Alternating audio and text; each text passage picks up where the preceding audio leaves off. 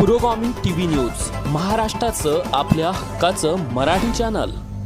आताच्या घडीची महाराष्ट्रातील सर्वात मोठी धक्कादायक बातमी। महाराष्ट्राचा दिग्गज नेता अजितदादा पवार काळाच्या पदड्यात।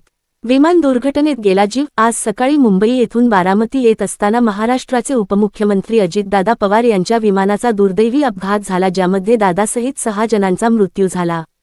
आज सकाळी निवडणूक प्रचाराला येत असताना सकाळी 8:10 उड्डाण भरलेल्या विमानाचा बारामतीपासून अवघ्या 4 किलोमीटर दूर असताना 8:45 आधीच विमान दुर्घटनेत राज्याचे उपमुख्यमंत्री अजितदादा पवार यांचा दुःखद अंत झाला। सतत जनसामान्याच्या सेवेत असणारा, सर्वसामान्य कार्यकर्त्यांना बळ देणारा, सामान्य कार्यकर्त्याचा फोन उचलणारा, त्याच्या प्रश्नाला वेळ देणारा आणि त्याच्या कष्टांना ओळखणारा, नेहमी सत्तेसोबत जुळून राहणारे विकासाभिमुख चेहरा म्हणजे अजितदादा।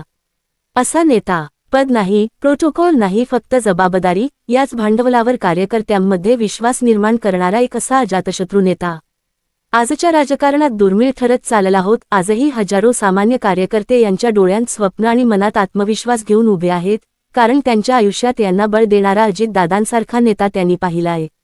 आजचा दिवस कदाचित आयुष्यातला सर्वात धक्कादायक पाहिला आहे। हृदय थांबल्यासारखे, डोळ्यात अश्रू आणि मनात वेदना घेऊन आपण सगळेच आज हळहळत आहोत।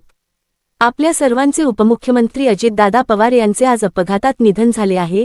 त्यांच्या अल्पकाळातच गेलेल्या या अपुरेपणाऱ्या प्रवासाने महाराष्ट्र आणि महाराष्ट्राच्या जनतेच्या मनाला चटका देऊन गेला।